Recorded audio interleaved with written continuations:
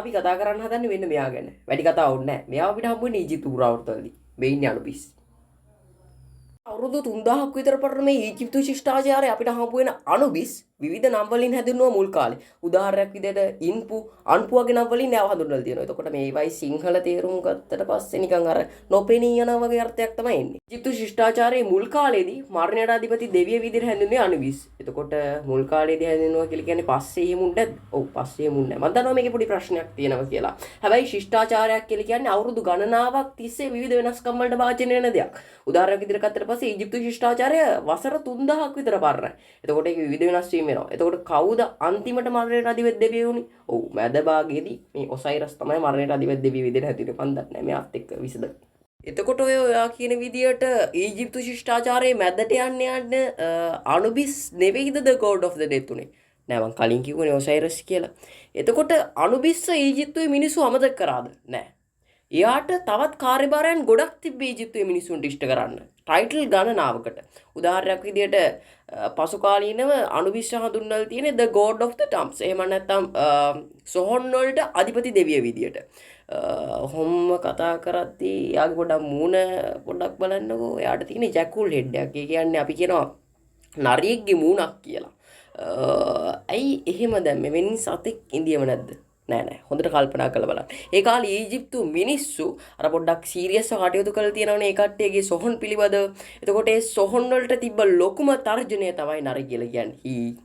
ඒකට විතරක් නෙවෙයි අනුබිස්සෝ ඊජිප්තුවේ මිනිස්සුන්ට ඕනේ. විශේෂයෙන්ම දැන් මම මෙන්න මේ කියන කතාවට අනුබිස්සෝ මාර විදියට ඊජිප්තුවේ මිනිස්සුන්ට ඕන වෙලා තියෙනවා. ඊජිප්තුවේ මිනිස්සු අර සීරියස් ගත්තනේ කට්ටියක මරණයෙන් පස්සේ තියෙන ආත්මභාවය ගැන. ඒ කියන්නේ අර සාමකාමී පීස්ෆුල් ජීවිතය ගැන. ඒ කට්ටියට ඉන්න ඕනේ මරණයෙන් පස්සේ අන්න ඒ වගේ තැනක.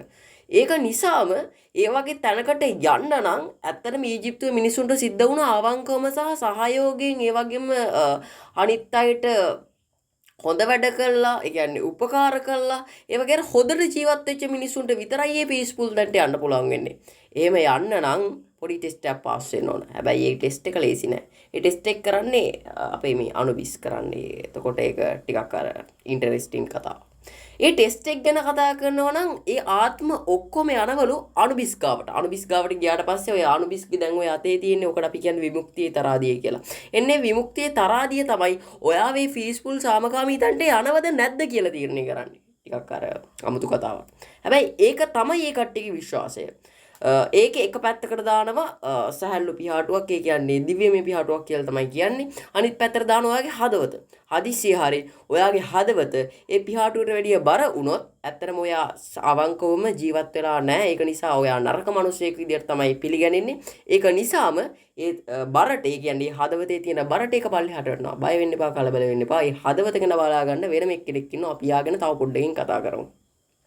ඊට පස්සේ හදිසි හරි ඔයාගේ හදවත ඒකට වැඩිය බර අඩු නම්, ඒ කියන්නේ පිහාටුවට වැඩිය බර අඩු නම් ඔයා හොඳට ජීවත් වෙලා තියෙනවා. ඔයාට කිසි ප්‍රශ්නයක් නැහැ. ඔයාට පීස්ෆුල් තැනට යන්න පුළුවන්, සාමකාමීව ඉන්න පුළුවන්. ප්‍රශ්නයක් නැහැ. අන්න ඒකට තමයි මිනිසුන්ට අනුබිස්ස ඕන උනේ. එතකොට අර මං ඉස්සෙල්ලා කිව්වනේ හදිසි හරි අර විමුක්තියේ තරාදී එක පැත්තක ඔයාගේ හදවත තියෙනවා, අනිත් පැත්තේ සහැල්ලු පිහාටුව තියෙනවා.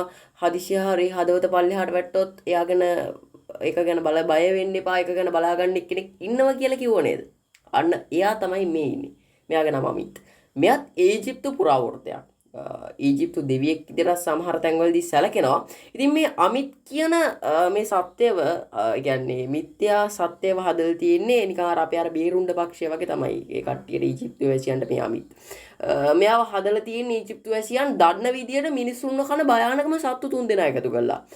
ඔතන ඉන්නේ හිපොපොටේමස්, සිංහා සහ කිඹුලා. ওই 3 දෙනාගේ එකතුවක් තමයි මේ අමිත් තියෙන්නේ. ඉතින් සතුටින් ඉන්න, සහයෝගයෙන් ඉන්න මේ අමාරු කාලේ අපේ රට ගොඩක් වැටලා තියෙන අවස්ථාවක්. කාටත් පුළුවන් විදිහට උදව් කරන්න. ඔයාලා කාටත් ජය වේවා.